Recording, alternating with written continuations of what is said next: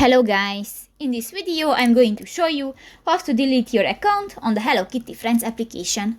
But first of all, I just want to mention, please don't forget to subscribe to our channel, because at 100,000 subscribers we are going to show you our YouTube revenue statistics and growth strategy, how to make money online.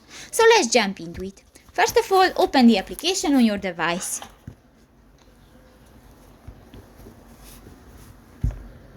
This will take a 5 minutes when the application is uploading.